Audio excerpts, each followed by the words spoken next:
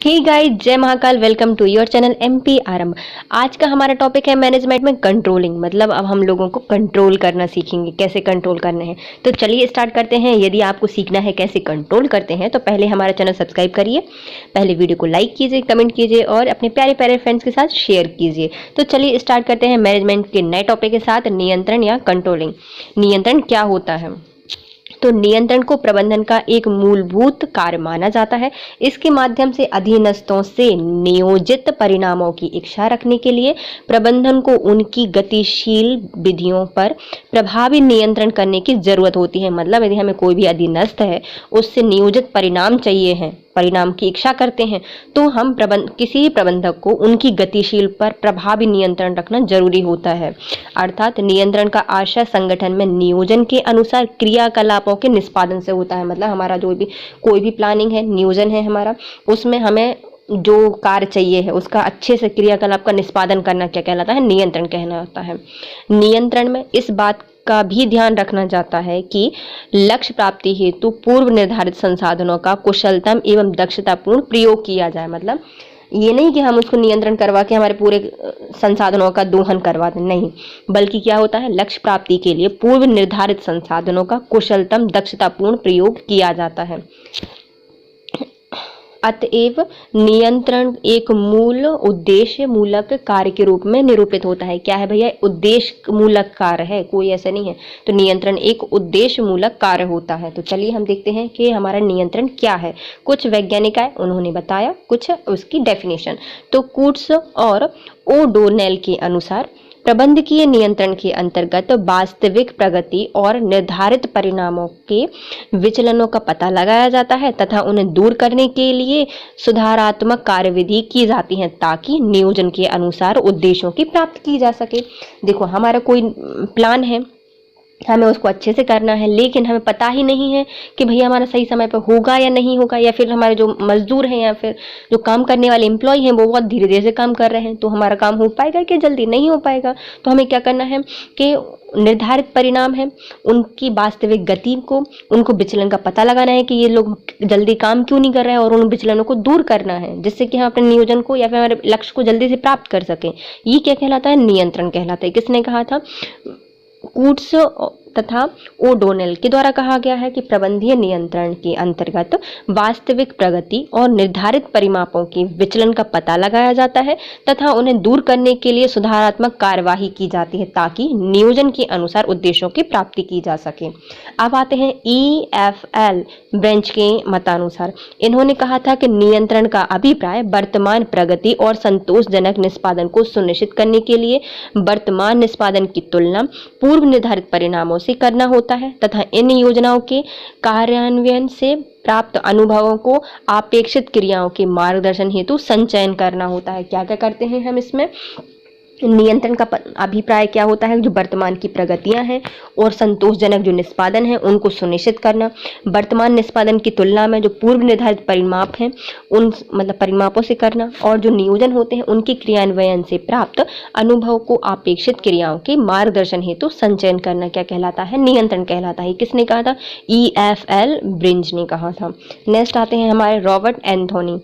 Robert Anthony के अनुसार, किसके अनुसार? रॉबर्ट एंथोनी के अनुसार नियंत्रण प्रबंधन की एक ऐसी प्रक्रिया होती है जो प्रबंधकों को इस बात का आश्वासन दिलाती है कि संगठन के लक्ष्यों की प्राप्ति के संसाधनों की उपलब्धि एवं प्रयोग प्रभावशाली रूप से एवं कुशलता से किया जाए। मतलब जो जितने भी संसाधन हैं उनका प्रयोग कैसे किया जाए? लक्ष्यों की प्राप्ति के लिए संसाधनों की उपलब्धि प्रयोग प्रभावशाली रूप से एवं कुशलता से किया जाए, वो क्या कहलाता है? नियंत्रण कहलाता है। किसने कहा था?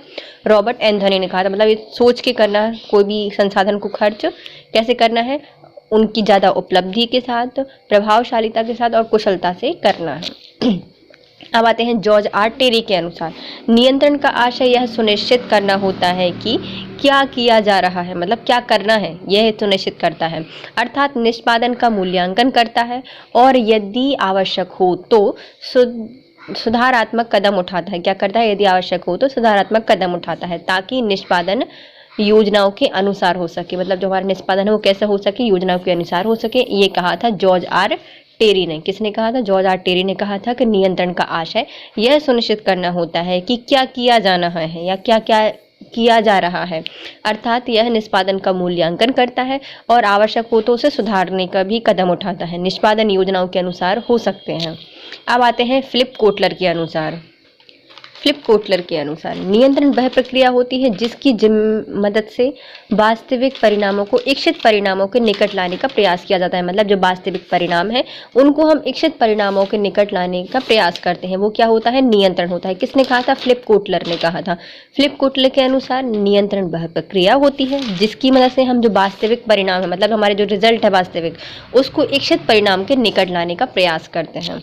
अब आते हैं कूट्स और ओडोनेल के अनुसार नियंत्रण का प्रबंधकीय कार्य अधीनस्थ कर्मचारियों द्वारा निष्पादित कार्य का मूल्यांकन करना है और इसमें आवश्यक सुधार करना होता है ताकि यह सुनिश्चित हो सके कि संसाधन के उद्देश्यों की प्राप्ति के लिए निर्दिष्ट योजनाओं को लागू किया जा रहा है या नहीं।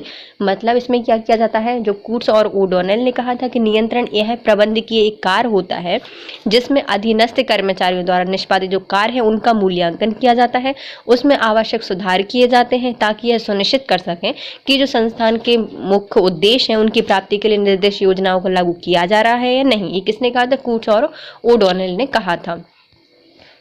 चलिए हम इनको फिर से देख ले हैं। फिर से वही आ गया। कूट्स और ओडोनेल ने दो बार अलग अलग परिभाषाएं दी है नियंत्रण की। तो पहली क्या दी थी?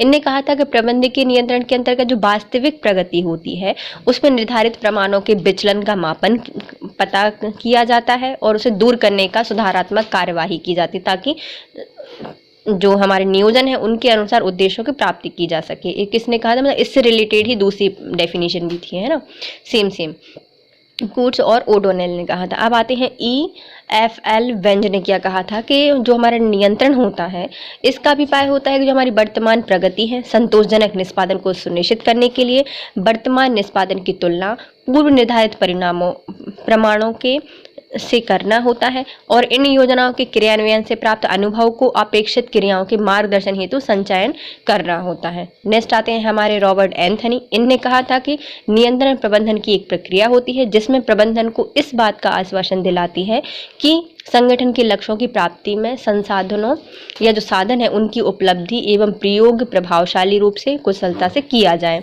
जॉर्ज आर्टेरी आते हैं। उनने कहा था कि नियंत्रण का आशय होता है यह सुनिश्चित करना कि जो हमारा निष्पादन है उसका मूल्यांकन करना और यदि आवश्यक हो तो उसमें सुधारात्मक कदम उठाना ताकि निष्पादन योजनाओं के अनुसार कार्य हो सके।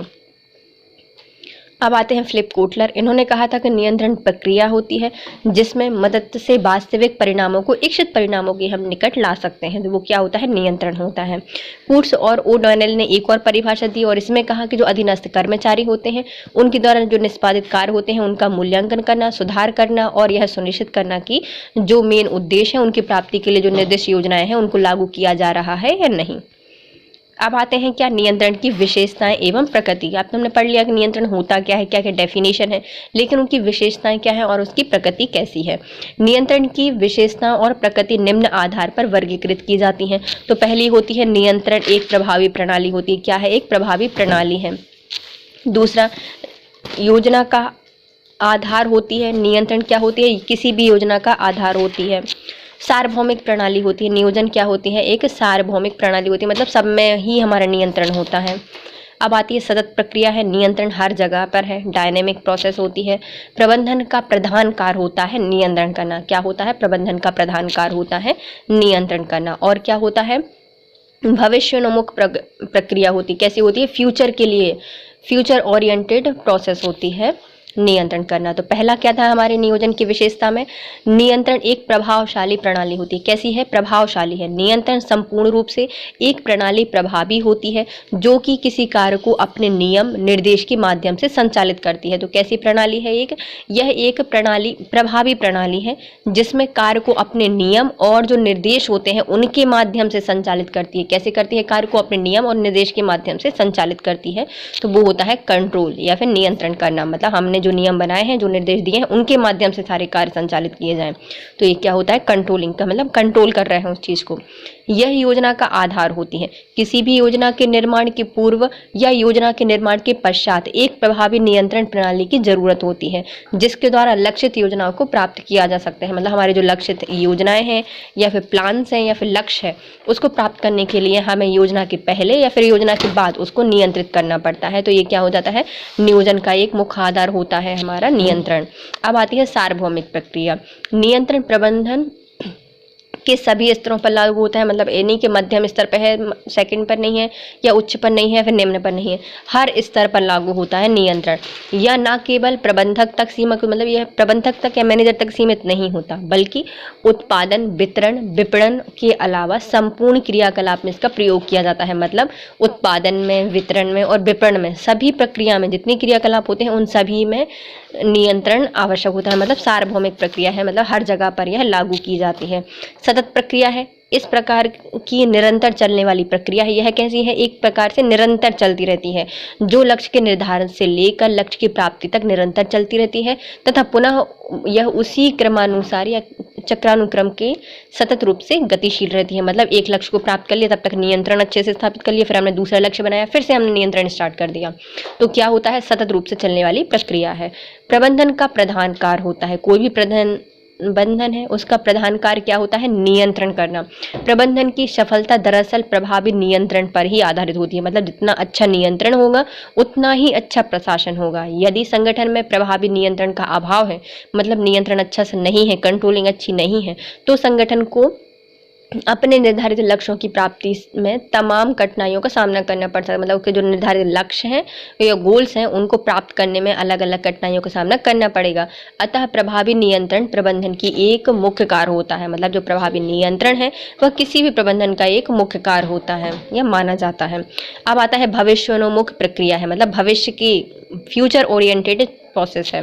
इसमें क्या होता है, नियंत्रण सदैव भविष्य की कार्य योजनाओं के आधार पर क्रियाकलापों का वर्गीकरण करता है, उसकी प्राप्ति हेतु कार्यविधि का निर्माण करता है। क्या करता है, नियंत्रण जो नियंत्रण होता है, कंट्रोलिंग होती है, सदैव कैसी होती है, भविष्य की क्रिया योजनाओं के आधार पर क्रियाकलापों का वर्गीकरण किया जाता है और उससे प्राप्ति हेतु कार्यविधि का निर्माण करता है। कैसे करता है, उनका प्रयोग करके उनकी प्राप्ति के लिए कार्यविधि का निर्माण करता है। कंट्रोलिंग भविष्य के लिए योजनाओं के आधार पर होता है ये।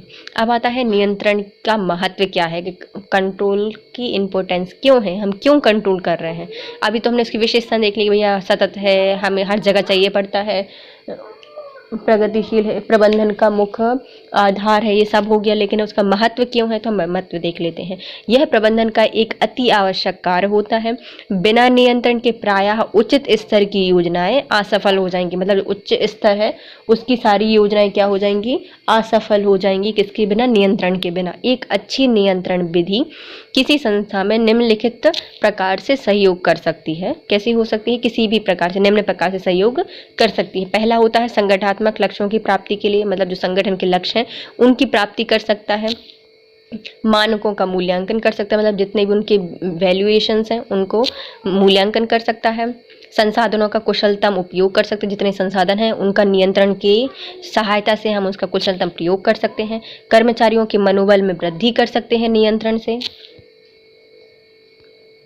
अपने उद्देश्यों, आदेशों, उद्देश्य और जो अनुशासन है उनकी सुनिश्चित कर सकते हैं कि हमारे जो आदेश हैं या उद्देश्य है या हमारा अनुशासन है इसको हम क्या कर सकते हैं, सुनिश्चित कर सकते हैं कंट्रोलिंग के माध्यम से। कार्य में समन्वय स्थापित कर सकते हैं कंट्रोलिंग से। तो देख लेते हैं इसका महत्व क्या क्या है, क्यों महत्व। संगठन के लक्ष्य की प्राप्ति के लिए, संगठन के जो लक्ष्य हैं उनकी प्राप्ति के लिए हमें नियंत्रण आवश्यक होता है। तो नियंत्रण संगठन के लक्ष्यों की और प्रगति का मापन करके उसके विचलन का पता लगाता है। मतलब कोई विचलन है उसका क्या करता है, पता लगाता है। अगर कोई विचलन सामने आता है तो उसमें सुधार करने का प्रकार करता है। क्या करता है, यदि कोई विचलन आ रहा है तो उसको क्या करेगा, सुधार करने का कार्य करता है। इस तरह से नियंत्रण संगठन का मार्गदर्शक होता है। क्या होता है, संगठन का मार्गदर्शक होता है तथा सही मार्ग पर चलते हुए संगठन के लक्ष्यों की प्राप्ति में सहायक सिद्ध होता है। मतलब सही रास्ते पर चलते हुए संगठन के जो लक्ष्य होते हैं उनकी प्राप्ति में सहायक होता है क्या, हमारा नियंत्रण। नियंत्रण क्या होता है, नियंत्रण किसी भी संगठन का मार्गदर्शक होता है। तो संगठन का मार्गदर्शक क्या होता है, तो ऑर्गेनाइजेशन का मार्गदर्शक होता है नियंत्रण। क्या होता है, नियंत्रण। नेक्स्ट आता है हमारा मानकों का मूल्यांकन।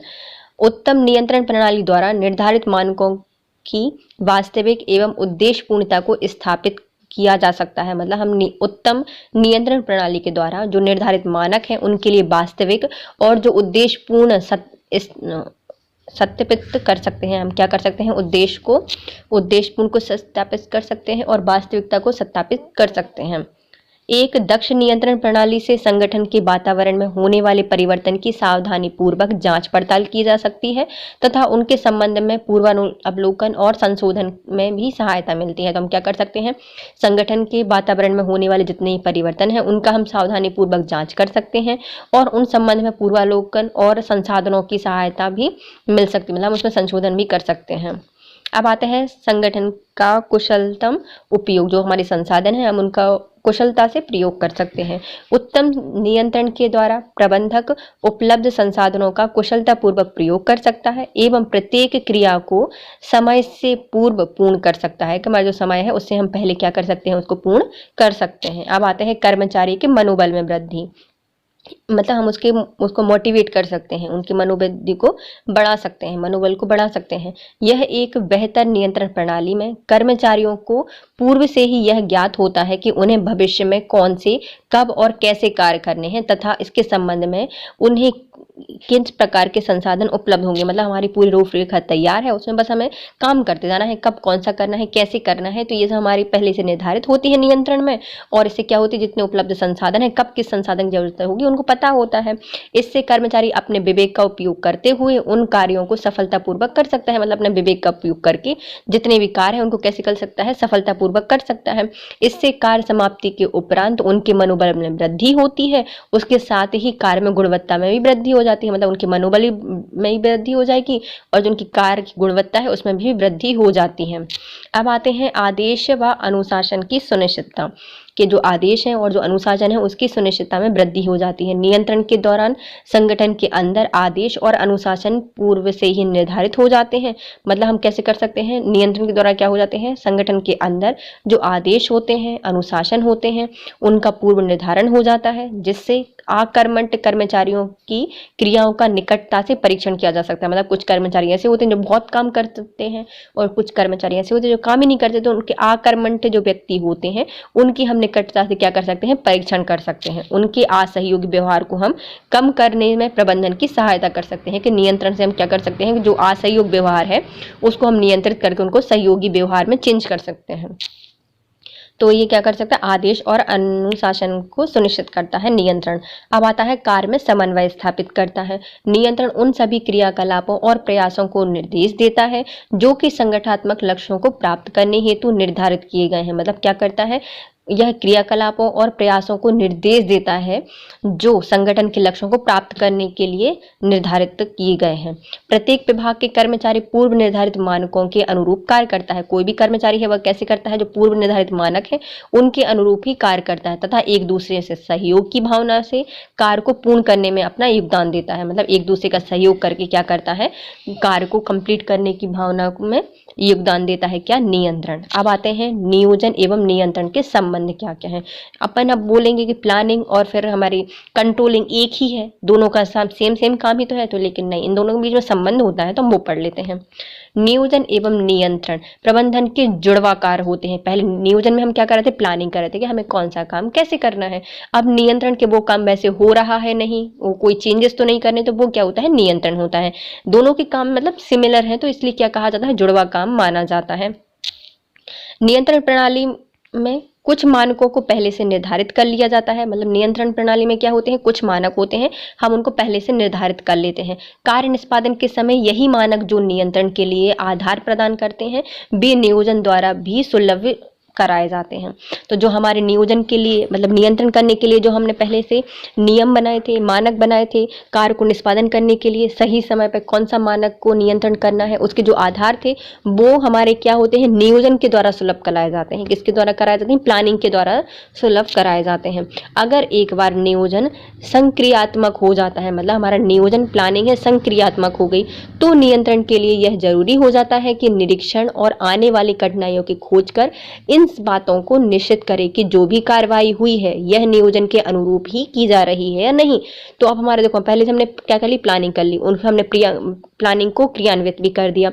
तो अब यह नियंत्रण की जिम्मेदारी हो जाती है कि वह इसका निरीक्षण करे और इस कठिनाइयों को खोजे कि मतलब ऐसा तो नहीं कि कोई प्रॉब्लम होने वाली है, तो और सुनिश्चित करे और कार्यवाही करे कि जितना भी हमारा नियोजन हो रहा है वो अनुरूप है कार्य के लिए या नहीं। तो इसका कौन करता है, ये नियंत्रण करता है। यदि कार्य निष्पादन में कठिनाई आती है तो उस कठिनाई को दूर करने के सर्वोत्तम उपाय खोजने चाहिए। नियोजन तथा नियंत्रण के मध्य संबंध को निम्न प्रकार से स्पष्ट कर सकते हैं। तो हमारा नियंत्रण क्या करता है कि नियोजन में यदि कोई प्रॉब्लम है तो उनको देखेगा, खोजेगा, और यदि कोई मिल जाती है तो उसे दूर करने का प्रयास करेगा और सबसे अच्छा उपाय ढूंढेगा। अब नियोजन और नियंत्रण के संबंध में हम इस प्रकार से स्पष्ट कर सकते हैं कि ये दोनों कैसे वो हैं। तो नियोजन नियंत्रण हेतु आधार प्रदान करता है। जो नियोजन है या जो प्लानिंग है वह नियंत्रण के लिए क्या करता है, आधार प्रदान करता है।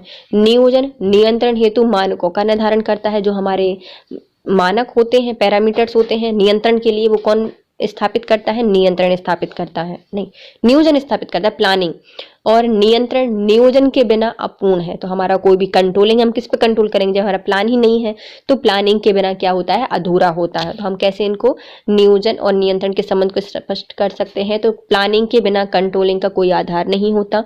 तो हम प्लानिंग क्या करती है, नियंत्रण को आधार प्रदान करती है।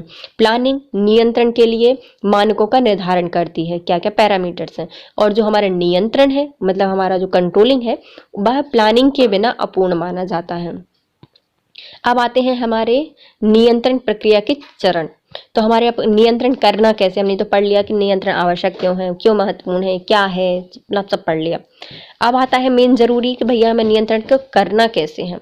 पहला चरण, इसके 5 चरण होते हैं। कैसे होते हैं, 5। तो पहला चरण होता है मानकों और प्रमाणों का निर्धारण करना कि हमारे मानक क्या है और प्रमाण क्या है, उनका निर्धारण कर लो। तब तो हम चेक करेंगे कि भैया तुम इसके अकॉर्डिंग ठीक हो या नहीं।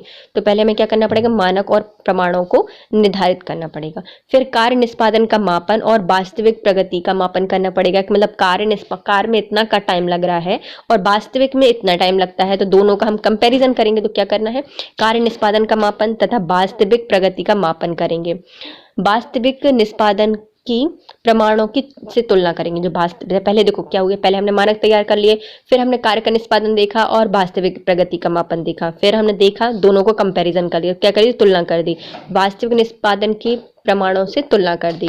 फिर दूसरा विचलनों का विश्लेषण किया कि यदि वास्तविक निष्पादन इतना है और हमारा कार्य निष्पादन इतना आ रहा है, इसमें कुछ विचलन है, तो हम विचलनों का विश्लेषण करेंगे, फिर उसमें सुधारात्मक कार्रवाई करेंगे। कितने चरण होते हैं, किसी भी नियंत्रण के 5 चरण होते हैं। पहला होता है मानकों और जो प्रमाण होते हैं उनका निर्धारण करना। दूसरा होता है कार्य निष्पादन का मापन करना और वास्तविक प्रगति का मापन करना। तीसरा होता है वास्तविक निष्पादनों के परिणामों से तुलना करना। चौथा होता है विचलनों का विश्लेषण करना और 5वां होता है सुधारात्मक कार्यवाही करना।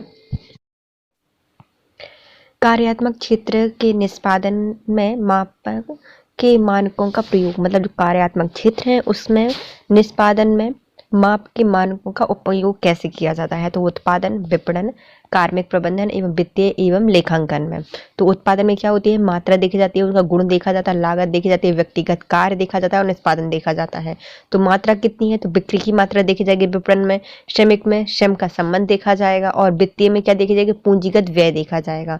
गुण में क्या देखा जाएगा, उसका वित्तीय व्यय क्या हुआ, मतलब विक्रय व्यय क्या है, श्रम का आगत क्या है, श्रम आवृत क्या है और स्कंध क्या है वित्तीय एवं लेखांकन में। लागत में हम क्या देखेंगे, विपणन में आएगा विज्ञापन में व्यय कितना किया है, कार्मिक प्रबंधन में देखेंगे उसके श्रम का अनुपस्थिति कितनी थी और उसके वित्तीय और लेखन में देखेंगे कि पूंजी का प्रवाह क्या हुआ है। अब आता है निष्पादन। निष्पादन में हम विपणन में क्या देखेंगे, विक्रयकर्ता का निष्पादन देखेंगे और इनमें कुछ नहीं देखते। व्यक्तिगत कार्य में क्या देखते हैं, विपणन में व्यक्तिगत देखते हैं और वित्तीय एवं लेखांकन में उसकी तरलता देखी जाती है। तो हम जब कार्यात्मक क्षेत्र के निष्पादन में माप के मानकों का उपयोग करते हैं तो कैसे करते हैं, उत्पादन में मात्रा, विपणन में बिक्री की मात्रा देखते हैं, कार्मिक प्रबंधन में उसका श्रम का संबंध देखते हैं और वित्तीय एवं लेखांकन में मात्रा के पूंजीगत व्यय दिखते हैं, गुण में विपणन में उसका विक्रय व्यय दिखते हैं, कार्मिक प्रबंधन में उसका श्रम आवगत देखते हैं आवृत, और जो हमारे वित्तीय एवं लेखांकन है उसके में स्कंद देखते हैं। लागत में क्या देखते हैं हम उत्पादन की, कि जो लागत है उसमें हमने विपणन किया है तो विज्ञापन में कुछ व्यय आया होगा, श्रम कितने अनुपस्थित थे उसका देखेंगे, और पूंजी का प्रवाह क्या हुआ है ये हम विपणन और वित्तीय में मतलब लेखांकन और वित्तीय में देखेंगे। व्यक्तिगत कार्य तो व्यक्तिगत विपणन कितना हुआ है और तरलता कितनी आई है वित्तीय एवं लेखन में। निष्पादन में क्या देखते हैं, सिर्फ विक्रयकर्ता का निष्पादन देखा जाता है विपणन में। अब आते हैं नियंत्रण की प्रक्रिया क्या होती है। हमने देख लिया कि नियंत्रण होता क्या है, अब नियंत्रण की प्रक्रिया। नियंत्रण एक सतत गतिशील प्रक्रिया है जिसमें निम्न चरण होते हैं। तो कैसी है ये, गतिशील प्रक्रिया है। निष्पादन के मानकों का निर्धारण किया जाता है, जो निष्पादन है उसके मानकों का क्या किया जाता है, निर्धारण किया जाता है। वास्तविक निष्पादन की मांग माप की जाती है, जो वास्तविक निष्पादन है उसकी माप की जाती है। फिर यथावत निष्पादन की निर्धारित मानकों से तुलना की जाती है। विचलन का विश्लेषण देखा जाता है, विचलन की विश्लेषण क्या है, और उसमें सुधारात्मक कार्यवाही की जाती है। किसमें, ये नियंत्रण में होता है। तो पहले हम क्या देखते हैं, निष्पादन के मानकों का निर्धारण किया जाता है।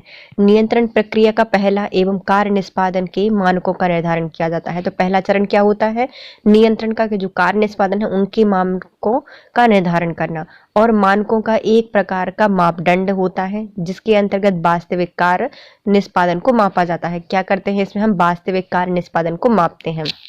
मानकों को परिणात्मक एवं गुणात्मक दोनों गुणों के रूप में मापा जाता है। कैसे देखेंगे हम, परिणाम के उसमें देखेंगे और गुणात्मक गुणों के रूप में देखते हैं। तो क्या होता है, पहला निष्पादन के मानकों का निर्धारण किया जाता है। कैसे करते हैं, इसमें एक मापदंड होता है जिसके अंतर्गत वास्तविक कार्य निष्पादन को मापा जाता है। इसमें मानकों के परिणात्मक एवं गुणात्मक दोनों गुणों का मापा जाता है।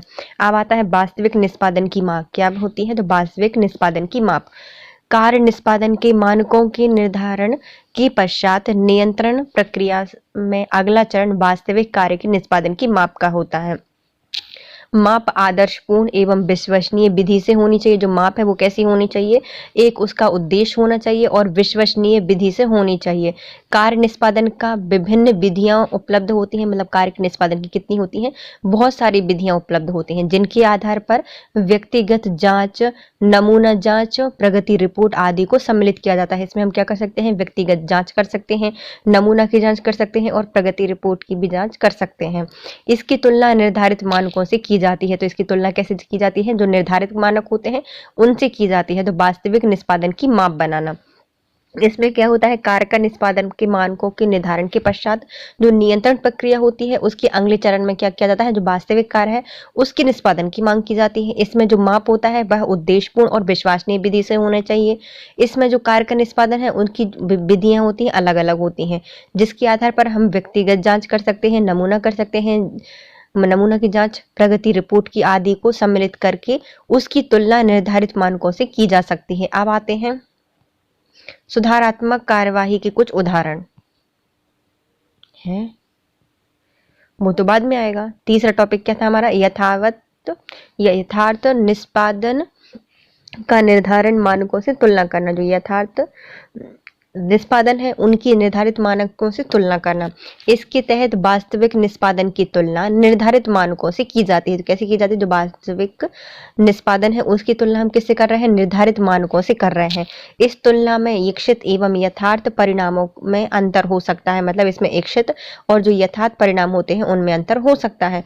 मानकों का निर्धारण अलग अलग परिणात्मक आधार पर होता है, जो तुलना सरल हो जाती है। तो अलग अलग परिणाम होती है तो इसकी तुलना क्या हो जाती है, सरल हो जाती है। तो इसमें क्या करते हैं हम, यथावत जो निष्पादन है उसका निर्धारित मानकों से तुलना कर देते हैं कि भैया ये उनके साथ है या नहीं। तो इच्छित होगा, यथार्थ परिणाम में अंतर हो सकता है, और यदि मानकों का निर्धारण अगर प्रमाणिक आधार पर किया गया है तो तुलना सरल हो सकती है।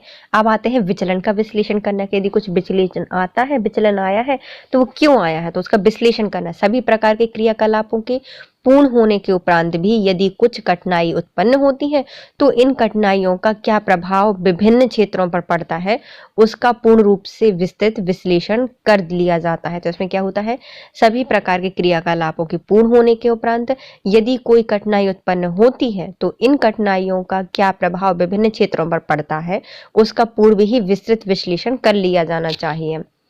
अब आता है सुधारात्मक कार्यवाही करना। नियंत्रण प्रक्रिया के अंतिम चरण में सुधारात्मक कार्यवाही करनी पड़ती है। यदि कठिनाइयां अपनी निर्धारित सीमा के अंदर हैं तो सुधारात्मक कार्यवाहियों की आवश्यकता नहीं होती, लेकिन अगर यह नियंत्रण सीमा से बाहर हैं तो इसमें आवश्यक और प्रभावी कार्यवाही की जरूरत होती है। मतलब इसमें क्या होता है, जो नियंत्रण प्रक्रिया का अंतिम चरण क्या होता है, सुधारात्मक कार्यवाही होती है।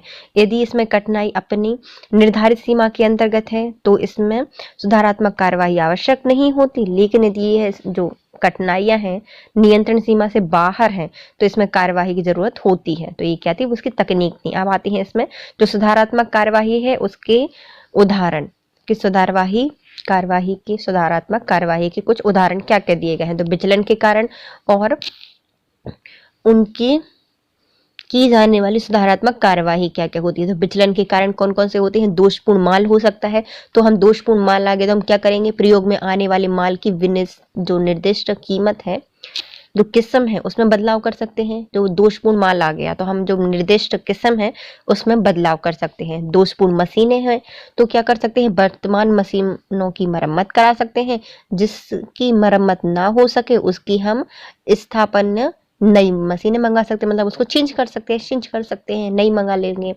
दोषपूर्ण मशीनों में अप्रचलित मशीनें हैं तो मशीनों को आधुनिक तरीके से अनुसार उन्नतशील बना सकते हैं। जो हमारी मशीनें हैं उनको क्या कर सकते हैं, आधुनिक तकनीक से उनको उन्नत बना सकते हैं। अब आते हैं दोषपूर्ण प्रक्रिया क्या होती है, इसका विद्यमान प्रक्रिया में सुधार कर सकते हैं दोषपूर्ण प्रक्रिया में।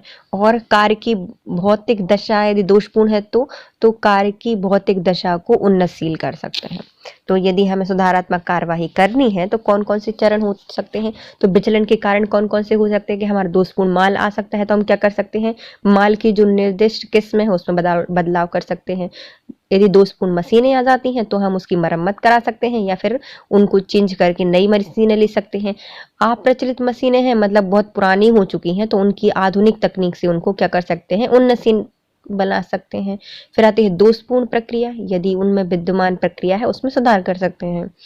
यदि दोषपूर्ण भौतिक दशा है तो हम क्या कर सकते हैं, तो कार्य की जो भौतिक दशा है उसमें उन्नतशील बना सकते हैं। देखो प्रबंधकीय नियंत्रण की कुछ तकनीकें भी दी गई हैं कि हम प्रबंधकीय नियंत्रण कैसे कर सकते हैं। तो एक पारंपरिक तकनीक होती है, एक आधुनिक तकनीक होती है। पारंपरिक तकनीक में क्या कर सकते हैं, पहले हम व्यक्तिगत निरीक्षण किया जाता है, सांख्यिकी रिपोर्ट प्रस्तुत कर सकते हैं, बिना लाभ हानि व्यापार विश्लेषण कर सकते हैं और बजटीय नियंत्रण कर सकते हैं। पारंपरिक तकनीक क्या थी, चार थी। पहले हम व्यक्तिगत निरीक्षण करते थे, सांख्यिकी रिपोर्ट देते थे, बिना लाभ हानि व्यापार विश्लेषण करते थे और बजटीय नियंत्रण करते थे।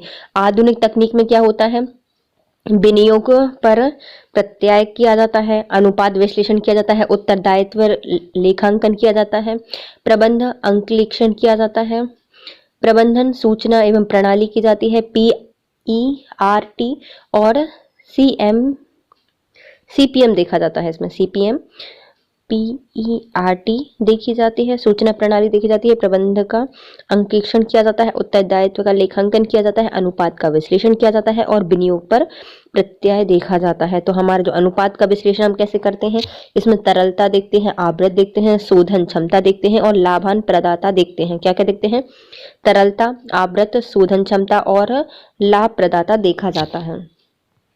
अब आते हैं हमारे प्रबंध की नियंत्रण की तकनीक क्या होती है। जो प्रबंधकीय नियंत्रण की तकनीक, प्रबंधकीय नियंत्रण तकनीक को मुख्यतः दो भागों में बांटा जाता है। पहली होती है हमारी पारंपरिक और दूसरी थी आधुनिक। तो पारंपरिक में क्या होती है, इसका तात्पर्य उन तकनीकों से होता है जिनका प्रयोग लंबे समय से हो रहा है। ये तकनीकें वर्तमान समय में भी उपयोग में लाई जाती हैं। इसके तहत कुछ तकनीकें जो कि शामिल की गई हैं। तो पहला क्या था, हमारी पारंपरिक तकनीक पुराने समय से चली आ रही है लेकिन वर्तमान में भी हम इसका उपयोग करते हैं। तो कुछ इसमें अंतर्गत आती है। पहली आती है हमारी क्या, व्यक्तिगत अवलोकन एवं निरीक्षण करना। क्या करना, व्यक्तिगत अवलोकन करना और निरीक्षण करना। दूसरी कौन थी, तो दूसरी थी हमारी सांख्यिकी रिपोर्ट की जांच करना। तीसरी थी बिना लाभ हानि के व्यापार का विश्लेषण करना, कि बिना लाभ हानि के हम क्या देख लेंगे, उनका व्यापार देख लेंगे, व्यापार का विश्लेषण कर लेंगे। फिर आती है कौन सी, बजटीय नियंत्रण। क्या आती है, बजट का नियंत्रण करते हैं। चार थी। पहली कौन सी थी हमारी, व्यक्तिगत अवलोकन। व्यक्तिगत अवलोकन एवं निरीक्षण करना, यह नियंत्रण की सबसे लोकप्रिय एवं प्रभावी विधि मानी जाती है। इसके तहत प्रबंधक के द्वारा व्यक्तिगत रूप से निरीक्षण कर उसे सूचना प्राप्ति में सहायक बनाया जाता है। इसमें क्या कर सकते हैं हम, प्रबंध के द्वारा व्यक्तिगत रूप से निरीक्षण कर उसे सूचना प्राप्ति में सहायक बना सकते हैं। यह कर्मचारियों पर मनोवैज्ञानिक दबाव भी बनाती है। क्या करती है, कर्मचारियों पर मनोवैज्ञानिक दबाव बनाती है कि कर्मचारी अपना कार्य उत्तम विधि से करें, कि कर्मचारी आपको अपना काम कैसे करें, उन्नत विधि से करें, क्योंकि उन्हें इस बात का सदैव भय रहता है कि उन पर उच्च अधिकारियों की निगरानी जारी है और अत्यधिक समय लेने वाली जो क्रिया है एवं सभी प्रकार के संगठन में इनका प्रयोग अप्रभावी नहीं रहा है। पहले इन पर बहुत प्रभावी थी, क्योंकि हमेशा हर उस पर इनको डर रहता था कि हमारे जो उच्च अधिकारी हैं वो हमें देख रहे हैं, लेकिन अत्यधिक समय लगने के कारण या अत्यधिक समय लेने वाली क्रिया के कारण यह सभी अब संगठन में उपलब्ध नहीं हो पा रहा है। दूसरी आती है हमारी सांख्यिकी रिपोर्ट। इसमें क्या होता है, सांख्यिकी विश्लेषक औसत, प्रतिशत, अनुपात, परस्पर संबंध आदि के रूप में प्रबंधकों को संस्थान के अलग अलग क्षेत्रों की सूचना प्रदान करते रहते हैं। जब इन सूचनाओं का ग्राफ, चार्ट एवं सारणी में विश्लेषित प्रारूप में प्रदर्शित किया जाता है, मतलब हमने कैसा काम किया है ये सब हमें कैसे बताना पड़ता है, ग्राफ, चार्ट या सारणी के रूप में प्रदर्शित करना होता है। तो प्रबंधक इसके आधार पर गत वर्षों के कार्य निष्पादन से तुलना करके यह पता लगा सकते हैं कि कार्य निष्पादन की कौन सी सर्वोत्तम विधि अपनाई जाए ताकि कार्यों में दक्षता के साथ लागत में भी कमी की जा सके। तो हम इसमें बता सकते हैं कि कौन सी विधि सबसे अच्छी होगी जिससे हम क्या कर सके, कार्यों में दक्षता के साथ लागत में भी कमी कर सकते हैं। तीसरी आती है बिना लाभ हानि के व्यापार का विश्लेषण करना। इस विधि का उपयोग प्रबंधकों द्वारा लागत के आकार एवं लाभों के संबंध का अध्ययन करने के लिए किया जाता है। इसमें क्या किया जाता है, जो लागत का आकार है और लाभ का संबंध है, लागत हमने इतनी लगाई और हमें लाभ इतना प्राप्त हुआ है, उसके अध्ययन करने के लिए इसका प्रयोग किया जाता है। इसके तहत विभिन्न स्तरों में होने वाली जो संभावित लाभ हानि होती है उसका निर्धारण किया जाता है। बिक्री का यह आकार जिससे न लाभ और ना ही हानि का प्रतिबिंब हो तो बिना लाभ हानि और व्यापार का बिंदु कहलाता है। मतलब किसी भी व्यापार में यदि लाभ और हानि दोनों ही नहीं प्रतिबिंबित हो रही है तो उसे क्या कहा जाता है, बिना लाभ हानि व्यापार बिंदु कहा जाता है। प्रबंधकों के लिए यह काफी उपयोगी तकनीक है, जो प्रबंधक है उनके लिए यह काफी उपयोगी तकनीक होती है, जिसके उपयोग से प्रबंधन संभावित लाभ या हानि का अनुपात लगा सकता है कि भैया हमारा अनुमान लगा सकता है कि हमें कितनी लाभ हुआ है, कितनी हानि हुई है, इसका अनुमान कोई भी प्रबंधक इसके द्वारा लगा सकता है। नेक्स्ट आता है हमारा बजटीय नियंत्रण। इसके तहत सभी कार्यों का जो नियोजन होता है पहले से ही बजट के रूप में दर्शाया जाता है, अर्थात जो परिणाम होती है उसकी तुलना बजटीय मानकों से की जाती है। मतलब जो हमारे परिणाम होते हैं उसकी हम तुलना कैसे करते हैं, बजटीय मानकों से करते हैं। यह तुलनात्मक अध्ययन इस तथ्य की ओर अग्रसर करता है कि संगठनात्मक उद्देश्यों को प्राप्त करने के लिए क्या आवश्यक कार्यवाही करनी चाहिए। ज्ञानतलब है कि बजट एक परिणात्मक विवरण होता है जिसका प्रयोग भविष्य में तैयार की जाने वाली योजनाओं के निष्पादन हेतु किया जाता है। तो बजट क्या होता है, एक परिणाम विवरण होता है जिसका प्रयोग हम किस में करते हैं, भविष्य की योजनाओं को निष्पादन करने के लिए इसका प्रयोग किया जाता है। तो ये कितनी विधियां थी, 4 विधियां थी। पहले में आ रहे थे हम व्यक्तियों का अवलोकन कर रहे थे और निरीक्षण कर रहे थे। दूसरे में हम क्या कर रहे थे, सांख्यिकी रिपोर्ट का विवरण कर रहे थे या जांच कर रहे थे, लाभ हानि का विश्लेषण देख रहे थे और चौथे में क्या करते हैं, बजट का नियंत्रण करते हैं। अब आती है आधुनिक तकनीक। आधुनिक तकनीक, इसका आशय उन तकनीकों से होता है जिनका विकास आधुनिक औद्योगिकीकरण के दौरान हुआ है तथा इस प्रबंधन के क्षेत्र में अपेक्षाकृत नई है। ये तकनीकें किसी भी संगठन की गतिविधियों को नियंत्रित करने के लिए अलग प्रकार के नवीन पहलू प्रदान करती हैं। ये तकनीकें निम्न प्रकार की होती है। तो क्या है ये तकनीकें, नए जमाने के अकॉर्डिंग बदलते हुए कालखंड में इसको विकसित किया गया है और इनका विकास आधुनिक औद्योगिकरण के दौरान हुआ है। इस क्षेत्र से अपेक्षाकृत नई है और इन तकनीक किसी भी संगठन की गतिविधियों को नियंत्रित करने के लिए अलग प्रकार के नवीन पहलू प्रदान करती हैं। ये तकनीक निम्न प्रकार की होती हैं। पहला क्या होता है, निवेश पर प्रत्यय। क्या होता है, निवेश पर प्रत्यय। दूसरा होता है अनुपात का विश्लेषण। जो अनुपात है हम उसका क्या करते हैं, विश्लेषण करते हैं।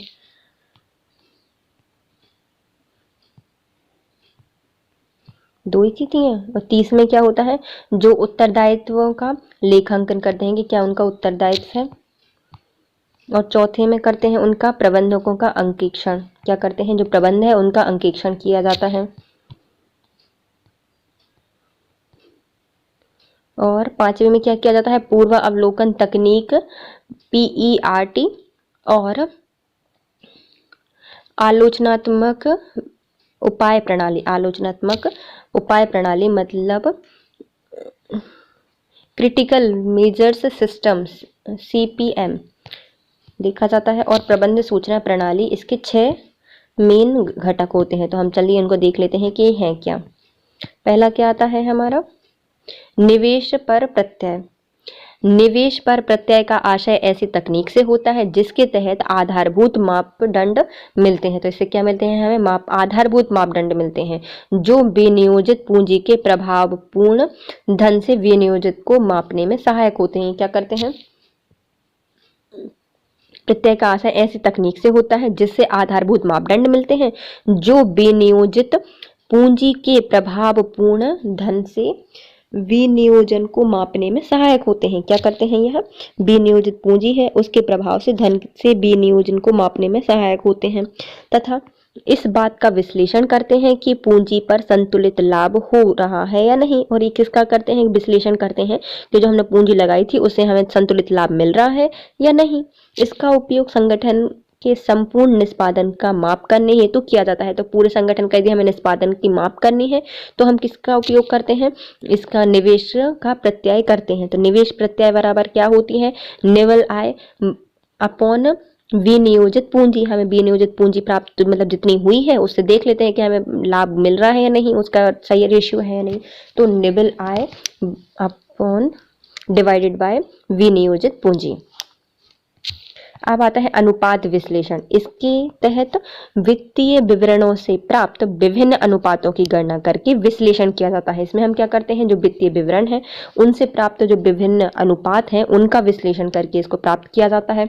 विभिन्न संगठन द्वारा अधिकांश उपयोग में किए जाने वाले जो अनुपात होते हैं उनको निम्नलिखित श्रेणियों में विभाजित किया जाता है। जो जितने भी अधिकांश उपयोग हैं, संगठन है उनने जितना उपयोग किया है उनके अनुपात पे हम इसको अलग अलग श्रेणियों में विभाजित करके किया जाता है इसका अनुपात। तो इसमें पहला क्या आता है, तरल अनुपात।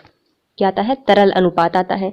इस अनुपात की गणना प्रायः व्यवसाय की अल्पकालीन देयताओं के निर्धारण हेतु की जाती है। तो इसमें क्या किया जाता है, हम तरलता अनुपात में इसका जो अनुपात है उसकी गणना हम कैसे करेंगे, प्रायः व्यवसाय की अल्पकालीन देयताओं के निर्धारण हेतु की जाती है। जो हमने कम समय के लिए देयताएं दी हैं, दिया है कुछ, उसके निर्धारण के लिए किया जाता है। इस अनुपात के माध्यम से यह पता लगाया जाता है कि कंपनी अल्पकालीन समय में अपने अल्पकालीन दायित्वों का भुगतान करने में सक्षम है या नहीं। मतलब उसने जितने देयताएं दी हैं अल्पकालीन समय है उसमें वो उसके जितने भी दायित्व हैं वो उनको पूरा कर पा रही है नहीं। तो अल्पकालिक जो दायित्व होते हैं उनका निर्धारण करने के लिए हम किसका उपयोग करते हैं, तरलता अनुपात का उपयोग करते हैं। तो चालू अनुपात क्या होते हैं, चालू परिसंपत्तियां और चालू देयताएं।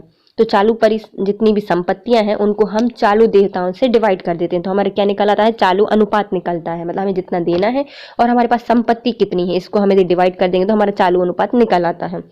तरल अनुपात क्या होता है, चालू परिसंपत्तियां जो हमारे पास हैं उनसे हम पूर्व भुगतान हमें जो देना है वो निकाल दिया और माल निकाल दिया, डिवाइड कर दिया हमने किससे, चालू दायित्व से। तो हमारी क्या निकल आता है, तरल अनुपात निकल आता है। तरल अनुपात क्या होता है भैया, तरल अनुपात होता है जो अल्पकालीन देयताएं होती हैं उसको निर्धारण हेतु इसका उपयोग किया जाता है और इससे हम कंपनी के अल्पकालीन समय में अल्पकालीन दायित्वों के भुगतान करने में सक्षम है या नहीं वो देख सकते हैं कि हमारा दायित्व कर पा रहा नहीं। तो अब इसको हम कैसे, इसका फॉर्मूला क्या है, तो चालू तरल अनुपात इज इक्वल टू चालू संपत्तियां माइनस पूर्व भुगतान माइनस माल डिवाइड बाय चालू दायित्व। अब आते हैं हमारी शोधन क्षमता अनुपात। ये अनुपात इनकी गणना कंपनी के दीर्घकालीन शोधन क्षमता का परीक्षण करने हेतु की जाती है। तो हमारा जो शोधन क्षमता होती है इसका हम उपयोग किस में करते हैं, जो हमारी कंपनी है उसकी हम दीर्घकालीन शोधन क्षमता का परीक्षण करने के लिए करते हैं। शोधन क्षमता अनुपात कहलाती है। इस अनुपात द्वारा यह ज्ञात किया जाता है कि कंपनी अपने दीर्घकालिक ऋणों का भुगतान करने में कितनी सक्षम है। जो हमारी कंपनी है, अभी देखो हमने तरलता में क्या देख लिया था कि हमारी कंपनी कितने समय में, कम समय में कितने दायित्व पूरा कर सकती है। अब दीर्घकालिक में हम क्या देख लेते हैं कि वह दीर्घकालीन ऋणों का भुगतान करने में कितनी सक्षम है। इसके तहत हम ऋण क्षमता अनुपात एवं स्वामित्व अनुपात आदि सम्मिलित करते हैं। इसमें हम क्या करते हैं, ऋण देखते हैं, उनकी क्षमता अनुपात देखते हैं, समता अनुपात देखते हैं और उनका स्वामित्व अनुपात देखते हैं। किसमें, इसके शोधन क्षमता अनुपात में। शोधन क्षमता अनुपात में क्या देखते हैं, उनकी ऋण देखते हैं, समता देखते हैं और स्वामित्व देखते हैं। इसमें ऋण क्या होता है, ऋण समतानुपात इज इक्वल टू होता है दीर्घकालीन ऋण डिवाइड बाय शुद्ध निधि। हमें दीर्घकालीन ऋण कितना देना है और हमारे पास शुद्ध निधि कितनी है, उससे हम डिवाइड कर देते हैं। ऋण उसको हम समता अंशधारी कोष से डिवाइड कर देते हैं, तो हमारा निकल आता है क्या, ऋण समानुपात। अब आते हैं स्वायत्त अनुपात। स्वायत्त अनुपात कैसा होता है, अंशधारी कोष या स्वायत्त कोष से हम क्या करते हैं, कुल संपत्तियां हटा देते हैं या डिवाइड कर देते हैं, तो हमारे क्या निकल आता है, स्वायत्त अनुपात निकल आता है। अंशधारी या स्वामित्व कोष से हम अपनी जो कुल संपत्तियां हैं उनको डिवाइड कर देते हैं, तो क्या निकल आएगी, स्वायत्त अनुपात निकल आता है। अब आते हैं हमारे लाभ प्रदाता अनुपात। इस अनुपात की गणना कंपनी के लाभ प्रदाता प्रतिशत की गणना करने के लिए की जाती है। जो हमारा कंपनी है उसके लाभ प्रदाता का प्रतिशत ज्ञात करने के लिए हम किसका प्रयोग करते हैं, तो लाभ प्रदाता अनुपात का प्रयोग किया जाता है। इसके माध्यम से लाभ की गणना विनियोजित पूंजी से संबंधित विश्लेषण द्वारा की जाती है। तो हम कैसे करते हैं इसकी गणना, तो जो हमारी लाभ की गणना है वो विनियोजित पूंजी से संबंधित विश्लेषण द्वारा की जाती है। इसके अंतर्गत सकल लाभ अनुपात, शुद्ध लाभ अनुपात, परिचालन अनुपात आदि का विश्लेषण किया जाता है। इससे हम किसका करते हैं, जो हमारा लाभ प्रदाता अनुपात है तो उसका हम कैसे कर सकते हैं आकलन। इसके अंतर्गत हम किसका करते हैं, सकल लाभ अनुपात की गणना करते हैं, शुद्ध लाभ अनुपात की गणना करते हैं, परिचालन अनुपात आदि का विश्लेषण किया जाता है। अब आती है हमारी सकल लाभ अनुपात। सकल लाभ अनुपात में क्या होता है, सकल लाभ अनुपात डिवाइड बाय शुद्ध विक्रय इंटू 100 कर दिया जाता है।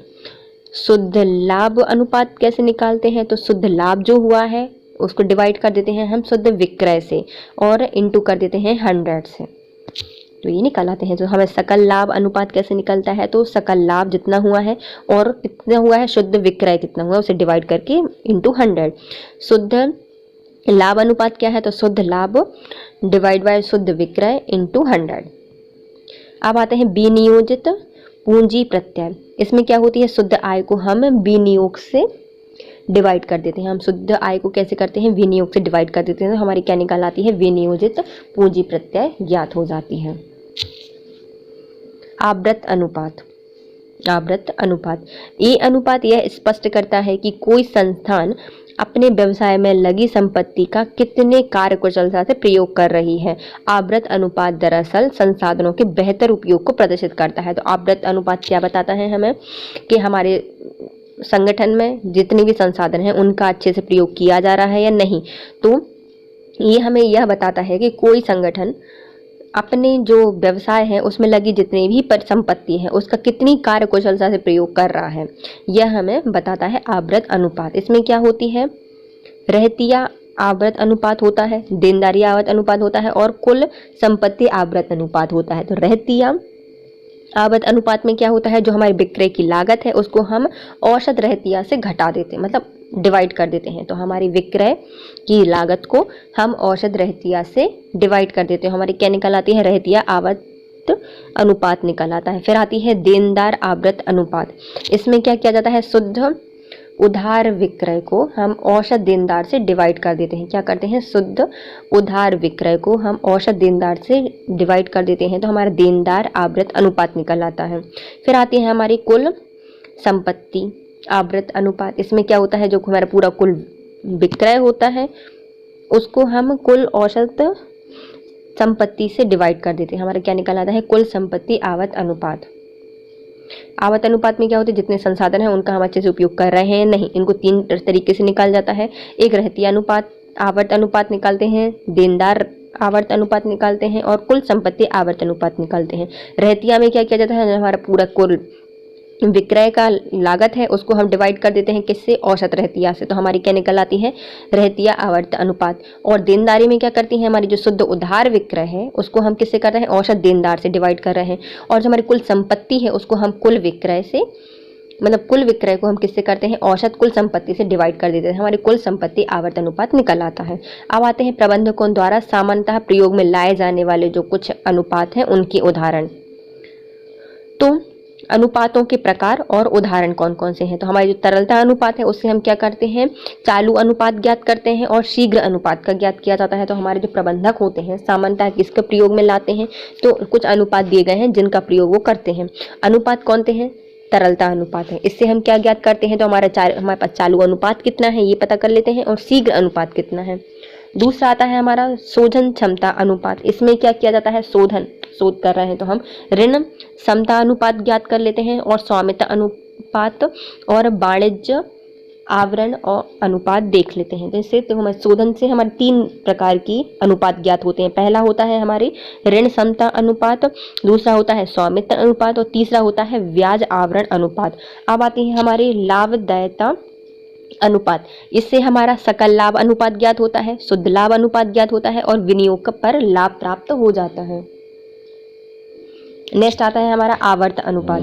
इसमें क्या कर सकते हैं हम? स्कंद एवं आवर्त अनुपात ज्ञात हो जाता है। देनदार बिक्री अनुपात और औसत संग्रह अवधि इससे प्राप्त हो जाती है। तो आवर्त अनुपात से हमें क्या क्या प्राप्त हो जाता है? स्कंद या आवर्त अनुपात, देनदार बिक्री अनुपात और औसत संग्रह अवधि अनुपात हमें ज्ञात हो जाता है। तो इसके कुछ है। देखिए तरलता है, हमें तरल देखनी है तो जो हमारे पास होगा वो ही जाएगा सीधे सीधे। तो तरलता चालू और शीघ्र अनुपात ज्ञात करते हैं। शोधन से हमें शोध करना है भैया, पहले हमें देखना पड़ेगा हमारे पास ऋण कितने हैं, हम कितने के स्वामी हैं और हमारे पास आवरण है वो ब्याज कितना मिलने वाला है। तो हम क्या देखते हैं? ऋण समता अनुपात, स्वामित्व अनुपात और ब्याज आवरण अनुपात हम शोधन क्षमता में देखते हैं। लाभदायिता में हमें लाभ कितना होने वाला है, शुद्ध लाभ कितना होगा और विनियोग कितना करना है। तो सकल लाभ अनुपात, शुद्ध लाभ अनुपात और विनियोग पर लाभ देखते हैं हम लाभदाता अनुपात में। फिर आते हैं हमारे आवर्त अनुपात में। इसमें देखा जाता है तो हम आवर्त अनुपात ज्ञात कर लेते हैं। देनदार और बिक्री अनुपात और औसत संग्रह अवधि इसके अंतर्गत ज्ञात की जाती है।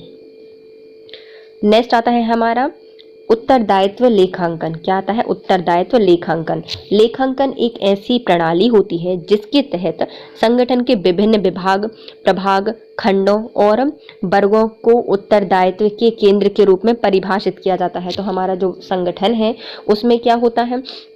विभिन्न विभाग होते हैं, प्रभाग होते हैं, खंड होते हैं और वर्गों को उत्तरदायित्व के केंद्र के रूप में परिभाषित किया जाता है। प्रत्येक केंद्र में एक मुखिया होता है जो अपने केंद्र के लक्ष्यों को प्राप्त करने के लिए जिम्मेदार होता है। मतलब जो हमारे केंद्र के लक्ष्य हैं उसको प्राप्त करने के लिए कौन जिम्मेदार होता है? मुखिया होता है। उत्तरदायित्व केंद्र निम्नवत हो जाता है। जो उत्तरदायित्व केंद्र है वह कैसा होता है? निम्नवत हो सकता है। पहला होता है लागत का केंद्र होता है, कॉस्ट सेंटर होता है, फिर आगत का होता है, लाभ का केंद्र होता है और विनियोग का केंद्र होता है। मुख्यतः कितने केंद्र होते हैं? उत्तरदायित्व के 4 केंद्र होते हैं। पहला होता है लागत केंद्र। यह किसी संगठन का वह केंद्र होता है जिसका प्रबंधक उस केंद्र पर व्यय होने वाली लागत के लिए जिम्मेदार होता है। मतलब जो हमारा प्रबंधक होता है उस केंद्र पर व्यय होने वाली जो लागत है उसके लिए जिम्मेदार कौन होता है? लागत केंद्र होता है। जैसे किसी संगठन के उत्पादन विभाग को लागत केंद्र के रूप में परिभाषित किया जाता है। मतलब जो कोई भी उत्पादन केंद्र है उसको हम उसका लागत केंद्र बता सकते हैं। आगम केंद्र। आगम केंद्र व्यवसायिक संगठन का महत्वपूर्ण केंद्र होता है जो आगम और लाभ उत्पादन करने के हेतु उत्तरदायी होता है। ये क्या करता है? आगम और जो हमारे लाभ उत्पादन होते हैं उन के लिए उत्तरदायी होता है कौन सा? आगम केंद्र। यदि यथार्थ लाभ निर्धारित आय की तुलना में कम या ज्यादा होती है तो उसका उत्तरदायी इस केंद्र का मुखिया होता है। मतलब हमारा कोई भी प्रॉफिट या लॉस हुआ है, आय या जितनी हमारी निर्धारित आय थी उसकी तुलना में कम ज्यादा है, तो इसका के लिए कौन जिम्मेदार होता है? जो आगम होता है उसके केंद्र का मुखिया जिम्मेदार होता है। ये किसके लिए जिम्मेदार होते हैं? जितना भी हमारे संगठन में कोई भी धन आ रहा है उस और लाभ उत्पन्न हो रहा है तो उसके लिए कौन जिम्मेदार होता है? आगम केंद्र उत्तरदायी होता है। अब आता है हमारा लाभ केंद्र।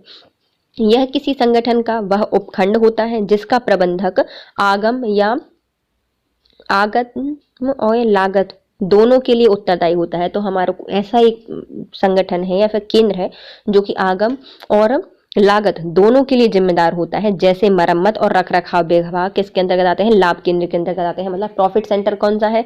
तो हमारे जितना प्रॉफिट हुआ तो वो हम किस में लगा देते हैं? इसमें लगा देते हैं, रखरखाव मरम्मत वाले में। तो वो हमारे किसके लिए? आगम के लिए और लागत दोनों के लिए उत्तरदायी होता है। नेक्स्ट आता है हमारा विनियोग केंद्र।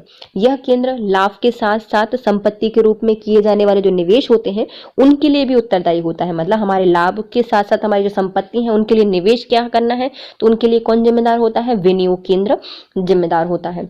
निवेश केंद्र के प्रदर्शन को पहचानने हेतु निवेश के प्रत्यय की गणना की जाती है। तो जो हमारा निवेश है उसको प्रदर्शन को पहचानना है तो उसके लिए भी कौन जिम्मेदार होता है? निवेश के प्रत्यय की गणना इसमें की जाती है विनियोग केंद्र में।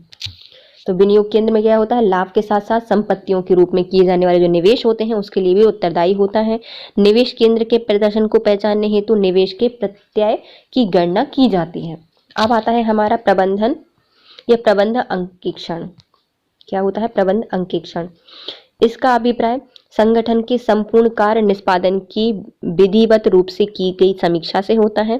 प्रबंध अंकेक्षण में क्या होता है? इसका अभिप्राय संगठन के संपूर्ण कार्य निष्पादन की विधिवत रूप से की जाने वाली समीक्षा से होता है। इसका मूल उद्देश्य संगठन की दक्षता एवं प्रभाविता का पूर्वावलोकन करना होता है और इनकी कार्य प्रणाली में सुधार लाना होता है। मतलब क्या करते हैं? यह संगठन की दक्षता एवं जो प्रभाविता होती है उसका पूर्वावलोकन करते हैं और उसकी जो कार्य प्रणाली होती है उसमें सुधार लाने का प्रयोग कौन करते हैं? उपाय कौन करते हैं? तो प्रबंध अंकेक्षण करते हैं। प्रबंध अंकेक्षण से मुख्यतः निम्नलिखित लाभ प्राप्त होते हैं। इनके कितने लाभ होते हैं? कुछ लाभ होते हैं जो कि इस प्रकार हैं। यह प्रबंधकीय कार्यों के निष्पादन में वर्तमान एवं भविष्य में होने वाली कठिनाइयों को उजागर करने में सहायक होता है कि मतलब हमारे वर्तमान में ये कठिनाइयां हैं और भविष्य में ये कठिनाइयां हैं, इसका कौन निर्धारण करता है? अंकेक्षण करते हैं। क्योंकि वो पहले से वो निरीक्षण कर रहा है इसलिए वो बता देगा कि हमारे संगठन में ये प्रॉब्लम होने वाली है। यह क्या करता है? संगठन में निष्पादन प्रबंधन का लगातार निरीक्षण करता है और उसके नियंत्रण प्रणाली को उन्नत बनाने में मददगार होता है। क्या करता है? यह प्रबंधन का लगातार निरीक्षण करता है और जो नियंत्रण प्रणाली होती है उसको उन्नत बनाने में काम करता रहता है। यह कार्यशील विभागों में समन्वय को उन्नतशील बनाता है। मतलब हमारे जो कार्य के समन्वय है, विभाग के समन्वय को क्या करता है? उन्नतशील बनाता है, जिससे वे संगठन के लक्ष्यों की प्राप्ति हेतु अधिक दक्षतापूर्ण विधि से सहयोगात्मक रूप से कार्य कर सकें। क्या कर सकें? अपने लक्ष्य प्राप्ति हेतु अधिक दक्षता से सहयोगात्मक रूप से कार्य कर सकें, इसको सक्षम बनाता है। और ये क्या करता है? संगठन के वातावरणीय परिवर्तनों के तहत यह प्रबंधन की वर्तमान नीतियों को आधुनिक बनाने का एक सर्वोत्तम माध्यम साबित होता है। तो हमारी जो वर्तमान नीतियां हैं उनको आधुनिक बनाने का एक सर्वोत्तम माध्यम होता है अंकेक्षण, प्रबंध का अंकेक्षण। इसकी विशेषताएं क्या क्या होती हैं? यह क्या करता है? कठिनाइयों को उजागर करता है भविष्य और वर्तमान को देखकर। यह लगातार निरीक्षण करता है और नियंत्रण प्रणाली को उन्नत बनाने का कार्य करता है। यह क्या करता है? विभाग में समन्वय स्थापित करता है उनको उन्नतशील बनाने के लिए, और जो संगठन होता है उसके लक्ष्य प्राप्ति हेतु उसे अधिक उत्तरदायित्व एवं सहयोगात्मक रूप से कार्य करने के लिए मदद करता है या सक्षम बनाता है। और जो वातावरणीय परिवर्तन है उनमें क्या करता है? यह नीतियों को आधुनिक बनाने में सर्वोत्तम माध्यम साबित होता है। अब आता है हमारा ये पांचवा, पूर्वावलोकन तकनीक, PERT एवं आलोचनात्मक उपाय प्रणाली, क्रिटिकल मेजर्स सिस्टम्स।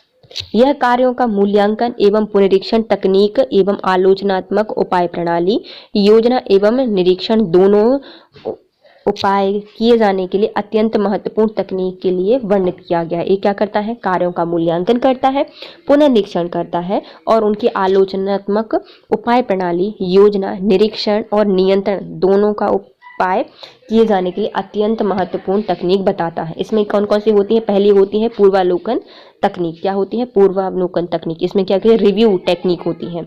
यह परियोजना प्रबंधन के क्षेत्र में बहुत ही महत्वपूर्ण तकनीक है। मतलब कोई भी प्रबंधन करना है तो सबसे महत्वपूर्ण तकनीक कौन सी होती है? पूर्वावलोकन तकनीक होती है। इसका प्रयोग प्रायः किसी परियोजना की प्रारंभिक समीक्षा करने हेतु किया जाता है। क्या करते हैं हम इसकी? किसी भी परियोजना का प्रारंभिक समीक्षा करने के लिए इसका प्रयोग किया जाता है। इसके द्वारा समय एवं संसाधनों के मध्य सामंजस्य स्थापित कर कुशलतापूर्वक लक्ष्य प्राप्ति की जा सकती है। हम क्या कर सकते हैं इससे? इसके द्वारा हम समय और संसाधनों के मध्य सामंजस्य स्थापित करके कुशलतापूर्वक लक्ष्य प्राप्ति कर सकते हैं। दूसरी आती है हमारे आलोचनात्मक कार्य तकनीक, मतलब हमारे क्रिटिकल्स इसमें आ जाएंगे, है ना। इसके तहत किसी परियोजना को क्रमबद्धता के आधार पर छोटे छोटे भागों में विभाजित करके उसकी परियोजनाओं के संबंध में वास्तविक आकलन किया जाता है। इसका उद्देश्य संपूर्ण प्रक्रिया को नियोजित करके समन्वय के साथ उसे नियंत्रण करना होता है। इसमें क्या होता है? इसके तहत कोई भी परियोजना है उसको क्रमबद्धता के आधार पर छोटे छोटे से विभागों में वर्गीकृत करके परियोजना के संबंध में वास्तविक आंकलन किया जाता है और इसका उद्देश्य संपूर्ण प्रक्रिया को नियोजित करके समन्वय के साथ उसका नियंत्रण करना होता है आलोचनात्मक उपाय तकनीक में। फिर आती है हमारी प्रबंध सूचना प्रणाली, सबसे लास्ट है, जो कि यह तकनीक नवीन सूचना संचार तकनीक पर आधारित होती है। कैसी होती है? नवीन सूचना संचार तकनीक पर आधारित होती है। इसके माध्यम से तमाम सूचनाओं का सुलभता के साथ प्रबंधकों के सक्षम प्रस्तुत किया जा, मतलब इसको समक्ष प्रस्तुत कर सकते हैं हम। इसके माध्यम से तमाम सूचनाओं को सुलभता के साथ प्रबंधकों के समक्ष प्रस्तुत किया जाता है। इसके आधार पर वे निर्णय लेते हैं कि कार्य की वास्तविक स्थिति का अनुमान प्राप्त करते हैं और यह प्रणाली प्रबंधकों को सही समय पर उचित जानकारी प्रदान करती है। क्या करती है? कोई जो प्रबंधक है उनको सही समय पर उचित जानकारी प्रदान करती है, जिससे वे प्रमाणों के विचलन को रोकने हेतु उचित सुधारात्मक कार्य कर सकते हैं। मतलब उनके क्या कर सकते हैं? जो हमारे प्रमाण हैं उनके विचलन को रोकते हुए उचित सुधारात्मक उपाय कर सकते हैं। किसके अंतर्गत आता है? प्रबंधन सूचना प्रणाली के अंतर्गत ये आता है। इसकी भी कुछ लाभ होते हैं प्रबंधन सूचना प्रणाली के। यह संगठन के विभिन्न स्तरों एवं विभागों की सूचना को सरल एवं सरलता से क्या करता है? प्रसारित करता है। जितने विभाग हैं उनकी सूचनाओं को क्या करता है? सरलता से प्रसारित करता है। यह प्रणाली के नियोजन, निर्णय और नियंत्रण में सहायता प्रदान करता है। ये क्या करता है? कोई भी प्लानिंग को, निर्णय को और नियंत्रण को क्या करता है? सहायता प्रदान करता है। यह प्रबंधकीय सूचनाओं की गुणवत्ता में यह आवश्यक सुधार करती है और प्रबंधकीय सूचना की लागत पूंजी को दक्षता के साथ प्रयोग करने में सहायता प्रदान करती है। क्या करती है? जो प्रबंधकीय सूचनाएं हैं उनकी लागत पूंजी को दक्षता के साथ प्रयोग करने में सहायता प्रदान करती है। जितनी भी लागत है उसकी दक्षता के साथ प्रयोग करने में सहायता करती है। क्या क्या करती है? यह जो सूचना है उसको विभिन्न स्तरों और विभागों तक सरलता से प्रसारित करती है। जो नियोजन है, निर्णय है और नियंत्रण है उनको सहायता प्रदान करती है। यह सूचनाओं की गुणवत्ता में आवश्यक सुधार करती है और प्रबंध की सूचनाओं की लागत पूंजी को दक्षता के साथ प्रयोग करने में सहायता प्रदान करती है। इसके साथ हमारी ये वाली सारी थ्योरी कंप्लीट होती है। अब हम इससे रिलेटेड करेंगे एमसीक्यूज। पहला है नियंत्रण किसके लिए आवश्यक है? जो हमारा नियंत्रण होता है वह किसके लिए आवश्यक होता है? तो वह लघु उपक्रम के लिए, मध्यम श्रेणी के लिए और उच्चतम उपक्रम के लिए, सभी के लिए आवश्यक होता है। तो उपयुक्त सभी के लिए नियंत्रण आवश्यक होता है। निम्नलिखित में कौन सा नियंत्रण की कमी नहीं है? तो नियंत्रण की कमी से कौन सी कमी नहीं होती? तो पहला आता है हमारी व्ययशील कमी, यह नियंत्रण से कमी होती है। प्रमाणीकरण की कठिनाई, उत्तरदायित्व की कठिनाई, लेकिन विचलन ज्ञान है वह हमारे नियंत्रण की कमी का नहीं होता। विचलन मतलब मिथ्या वगैरह नियंत्रण के अंतर्गत नहीं आते। उत्तरदायित्व की कठिनाई आती है, प्रमाणीकरण की कठिनाई आती है और व्ययशील कठिनाई आती है। एक संगठन का नियंत्रण संबंधित कार्य है। जो हमारा नियंत्रण होता है वह किससे संबंधित होता है? तो हमारे किसी भी संगठन का जो नियंत्रण होता है वह आगे और साथ ही साथ पीछे भी देखना होता है। तो हमारा नियंत्रण क्या करता है? आगे तो देखना है लेकिन साथ में पीछे भी देखना, इस पर आधारित होता है। नियंत्रण एक कैसी प्रक्रिया है, तो नियंत्रण एक प्रकार की सुधारात्मक प्रक्रिया है। वो क्या करती है, देखती है कुछ सुधार करना है तो वो प्रॉब्लम्स है, विचलन है, उनको सुधार देती है। तो नियंत्रण क्या है, एक सुधारात्मक प्रक्रिया है। नियंत्रण एवं नियोजन किस प्रकार के कार्य हैं, तो हमारा नियंत्रण और जो नियोजन है वह दोनों ही क्या है, परस्पर निर्भर कार्य है। नियोजन के बिना नियंत्रण नहीं होता और नियंत्रण के बिना नियोजन नहीं होता, तो परस्पर निर्भर कार्य होते हैं नियंत्रण और नियोजन। नियंत्रण की सीमाएं क्या क्या होती हैं, तो नियंत्रण की जो सीमाएं हैं वो क्या होती हैं, यह अत्यधिक व्यय करता है। भैया हाँ, ये तो है, कंट्रोलिंग में हमें ज़्यादा व्यय करना पड़ता है, समय भी और पैसे भी। अत्यधिक निर्धारण में कठिनाई होती है, मतलब उत्तरदायित्व में निर्धारण में कठिनाई आती है कि किसके लिए उत्तरदायी बताया जाए, तो ये भी कठिनाई है। दूसरी, कर्मचारियों द्वारा विरोध किया जाता है, तो नियंत्रण ज़्यादा करोगे कंट्रोलिंग, तुम भी एक दिन परेशान हो जाओगे, तो कंट्रोलिंग से कर्मचारी भी विरोध करते हैं। तो उपयुक्त सभी नियंत्रण की ये सारी कमियां होती हैं। कौन कौन सी, अत्यधिक व्यय होता है, उत्तरदायित्व का निर्धारण में कठिनाई होती है, कर्मचारियों द्वारा विरोध किया जाता है। अब आते हैं निम्नलिखित में कौन सा नियंत्रण की विशेषता है, तो नियंत्रण की विशेषता क्या है, यह एक सर्वव्यापी कार्य है। हाँ भैया, हर कहीं पर व्याप्त है तो सर्वव्यापी कार्य है। नियंत्रण प्रक्रिया है तो सब नियंत्रण करने की प्रक्रिया ही होती है। नियंत्रण प्रक्रिया सार्वभौमिक है, सब में है, तो ये भी सही है। उपयुक्त सभी नियंत्रण की विशेषताएं हैं। नियंत्रण एवं नियोजन क्या है, तो नियोजन और नियंत्रण दोनों ही एक दूसरे से परस्पर कार्य हैं, दोनों एक दूसरे के बिना नहीं चलते, आपस में संबंधित हैं। क्या है, नियंत्रण और नियोजन आपस में संबंधित हैं। निम्नलिखित में कौन, नियंत्रण किस प्रकार की प्रक्रिया होती है, तो नियंत्रण किस प्रकार की प्रक्रिया है, नियंत्रण किसी को नियंत्रित करना एक सतत प्रक्रिया है। क्या है, एक सतत प्रक्रिया है, कभी कभी की जाने वाली प्रक्रिया नहीं, नियंत्रण तो हमेशा चलता रहता है। तो क्या है, एक सतत प्रक्रिया है नियंत्रण। नियंत्रण का उद्देश्य क्या होता है, नियंत्रण का उद्देश्य होता है कि इस बात के लिए आश्वासित होना कि कार्य नियोजन के अनुसार हो। तो ये सही है भैया, हमेशा क्या रहता है, आश्वासित रहता है कि कार्य भैया हमारा टाइम पे हो जाए, तो नियोजन के अनुसार हो जाए, इसके लिए हमेशा रहता है, तो ये सही है। कार्य का समन्वय करता है, ये भी सही है। अनुशासन और मनोबल को बढ़ाता है। उपयुक्त सभी हमारे नियंत्रण के उद्देश्य होते हैं। नियंत्रण हेतु मानक होते हैं, जो हमारे नियंत्रण के मानक होते हैं वो कैसे होते हैं, वो होते हैं स्पष्ट होते हैं, प्रमाणित प्रमाणन योग्य होते हैं और मानक योग्य होते हैं। तो उपयुक्त सभी होते हैं। जो हमारे नियंत्रण के मानक होते हैं वो हमेशा स्पष्ट होते हैं, प्रमाणन योग्य होते हैं और मापन योग्य होते हैं। उपयुक्त सभी होते हैं। उत्तरदायित्व नियंत्रण के सिद्धांत के अनुसार, जो उत्तरदायित्व है नियंत्रण के सिद्धांतों के अनुसार कैसा होता है, तो उत्तरदायित्व नियंत्रण के अनुसार, नियंत्रण उसी व्यक्ति द्वारा किया जाना चाहिए जो कार्यों के लिए अंतिम रूप से उत्तरदायी हो, उसे क्या कहा जाता है, उत्तरदायित्व कहा जाता है। नियंत्रण के सिद्धांत में उत्तरदायित्व उसे कहा जाता है, वह व्यक्ति जो अंतिम रूप तक या अंतिम रूप से उत्तरदायी हो सभी के लिए, उसे ही वो नियंत्रण कर सकता है। अब आता है हमारा परिस्थितियों के अनुसार किस सिद्धांत के अनुसार समायोजन कर लेना चाहिए, तो परिस्थितियों के अनुसार किस सिद्धांत के अनुसार समायोजन कर लेना चाहिए, तो ये कर लेना चाहिए, ये होता है हमारा पूर्व अवलोकन के सिद्धांत से। पूर्व अवलोकन के सिद्धांत के अनुसार समायोजन कर लेना चाहिए। नियंत्रण का संबंध किससे होता है, तो नियंत्रण का संबंध होता है हमारे परिमाण से। किससे होता है, परिमाण से संबंध होता है नियंत्रण का संबंध।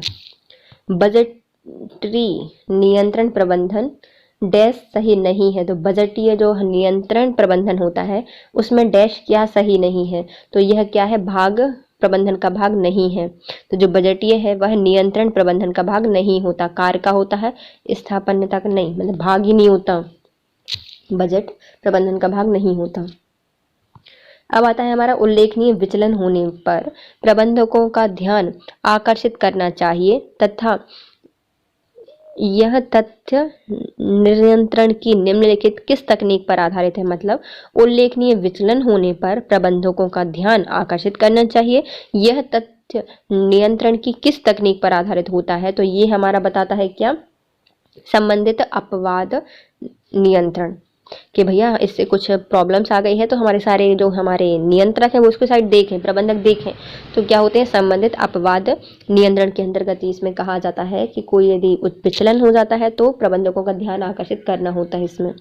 बजटीय नियंत्रण के लिए आवश्यक क्या है, तो बजट के लिए सबसे ज़्यादा नियंत्रण आवश्यक लागत नियंत्रण के लिए कौन सी लेखांकन तकनीक महत्वपूर्ण होती है? तो लागत का नियंत्रण करने के लिए कौन सी लेखांकन तकनीक महत्वपूर्ण होती है? तो ये महत्वपूर्ण होती है हमारी प्रमाण लागत लेखांकन। क्या किया जाता है इसमें? प्रमाण लेखन लागत लेखांकन किया जाता है, लागत नियंत्रण के लिए आवश्यक होती है।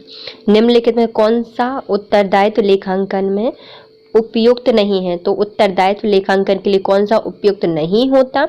तो उत्तरदायित्व लेखांकन के लिए उपयुक्त होते हैं पहले हमारे विनियोग केंद्र होता है, लाभ केंद्र होता है, लागत केंद्र होता है, लेकिन लेखा केंद्र आवश्यक नहीं होता उत्तरदायित्व लेखांकन के लिए।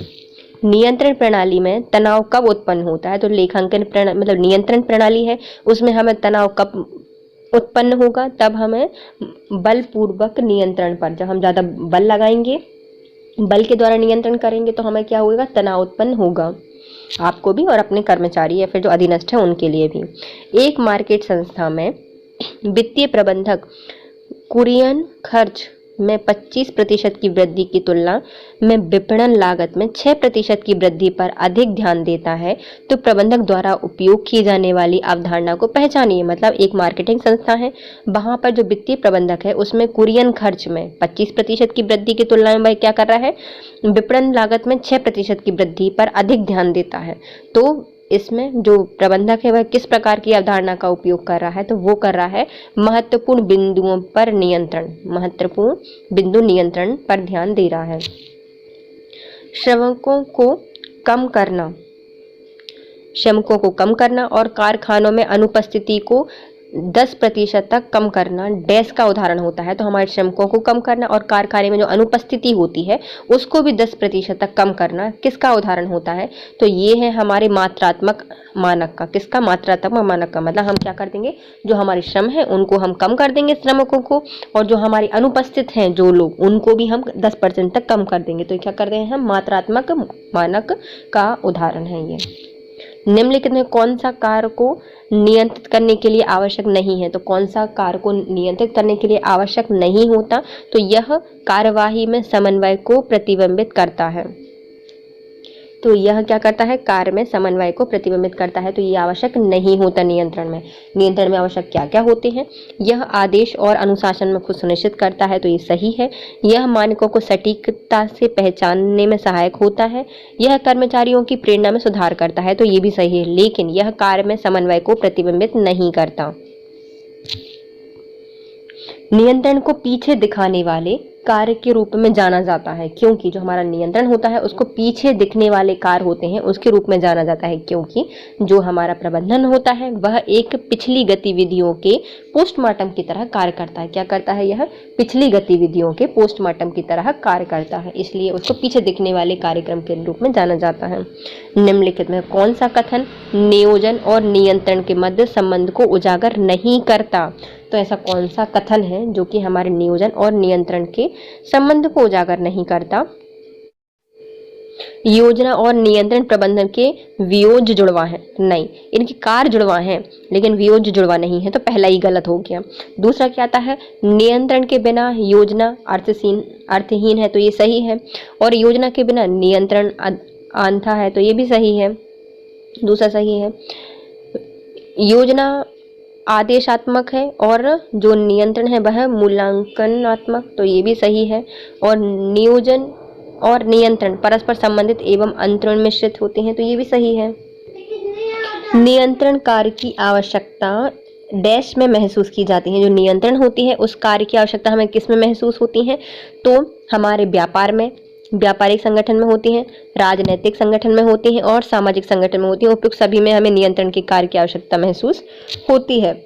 डैश यह सुनिश्चित करने की प्रक्रिया है कि कार्यक्रम योजना के अनुसार हो रहा है नहीं। तो यह क्या सुनिश्चित करता है कि हमारा जो कार्यक्रम है उसमें योजना के अनुसार कार्य हो रहा है नहीं? तो यह करता है नियंत्रित करता है। कौन करता है? नियंत्रित करके ज्ञात किया जा सकता है।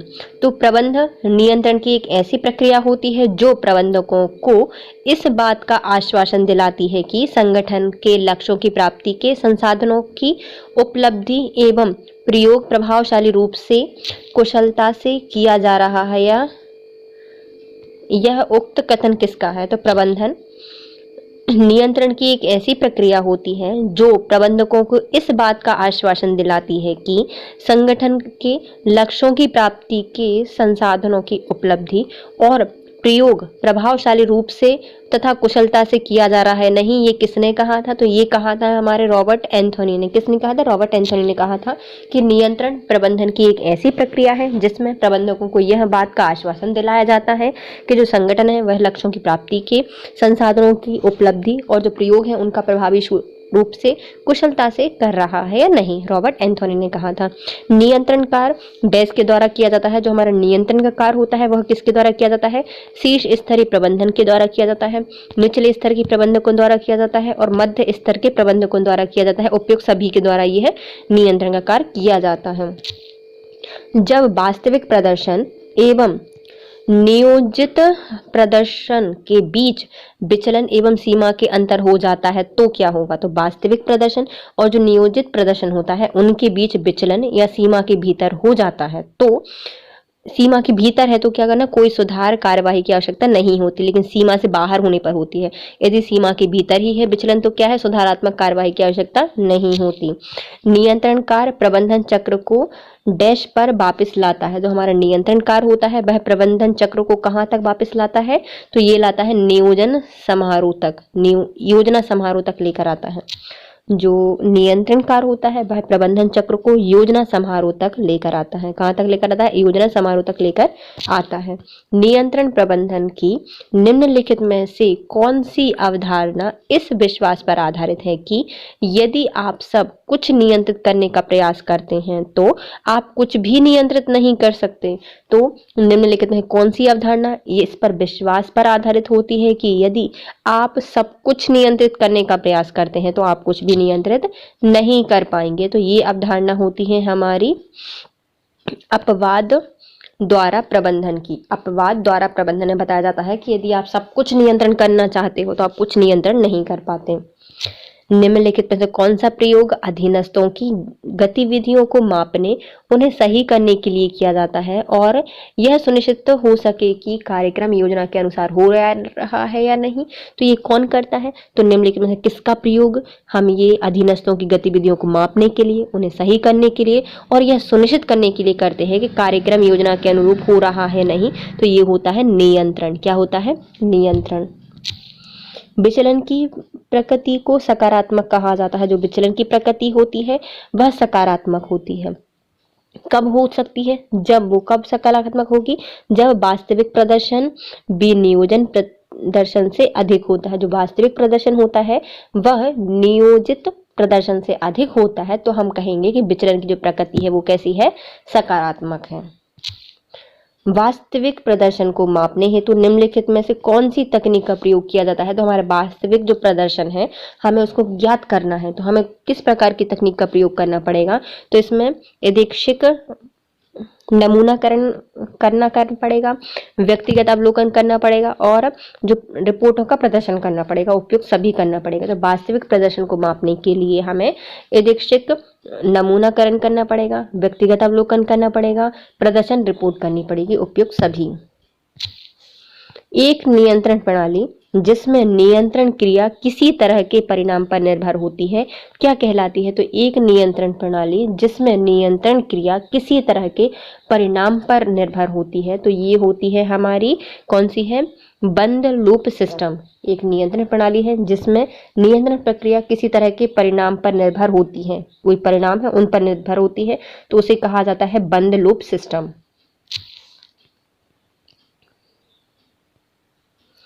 बंद लूप नियंत्रण प्रणाली में प्रतिक्रिया के सकारात्मक मूल्य के साथ सिस्टम का समग्र लाभ क्या होगा? तो हमारी बंद लूप नियंत्रण प्रणाली में जो प्रतिक्रिया के सकारात्मक मूल्य होंगे उनके साथ सिस्टम का समग्र लाभ होता है। कैसा होता है समग्र लाभ? वृद्धि होना। समग्र लाभ कैसा होता है? वृद्धि होना होता है। खुली नियंत्रण प्रणाली के लिए निम्नलिखित में से कौन सा कथन आवश्यक रूप से सही नहीं है? तो खुली नियंत्रण प्रणाली के लिए कौन सा कथन आवश्यक रूप से सही नहीं है?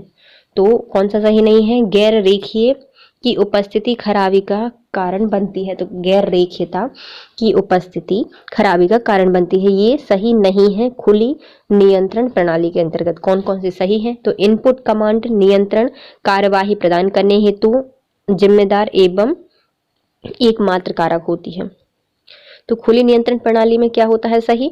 तो इनपुट कमांड नियंत्रण कार्यवाही प्रदान करने हेतु जिम्मेदार एकमात्र कारक है, तो ये सही है। खुली नियंत्रण प्रणाली कम खर्चीला होने के लिए जरूरी नहीं है, मतलब कम खर्चीली हो जरूरी नहीं होता। गैर रेखीयता की समस्याओं से आमतौर पर मुक्त होना जरूरी नहीं होता, कि जो गैर रेखीयता समस्याएं होती हैं उनसे आमतौर पर मुक्त होना जरूरी नहीं होता। तो ये सभी क्या है? सही है। लेकिन कौन सा सही नहीं है? तो गैर रेखीयता की उपस्थिति में खराबी का कारण बनती है, तो ये गलत है। डैश दोलन करने की प्रवृत्ति होती है, तो किसमें दोलन करने की प्रवृत्ति होती है?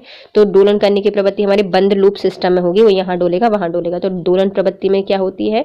दोलन की प्रवृत्ति होती है बंद लूप सिस्टम में। अज्ञात अदीक्षित क्रियाओं के तहत कार्य करने वाली नियंत्रण प्रणाली क्या कहलाती है? तो अज्ञात अदीक्षित क्रियाओं के तहत कार्य करने वाली जो नियंत्रण प्रणाली होती है उसे कहा जाता है स्टोकेस्टिक नियंत्रण प्रणाली। क्या कहा जाता है? स्टोकेस्टिक नियंत्रण प्रणाली कहा जाता है, जो कि अज्ञात अक्षितित क्रियाओं के तहत कार्य करने वाली नियंत्रण प्रणाली होती है। इसके साथ आज हमारा वीडियो होता है कंप्लीट गाइस। और प्लीज़ यदि आपको थोड़ी सी हमारी लैंग्वेज में चेंज लग रहा हो तो वो हमारी तबीयत ठीक नहीं है, इसलिए प्रॉब्लम्स आ रही हैं, तो प्लीज़ आप थोड़ा सा इसको एडजस्ट करेंगे। और sorry guys, and if you like my video please share, subscribe and comment. Thank you so much guys, have a nice day.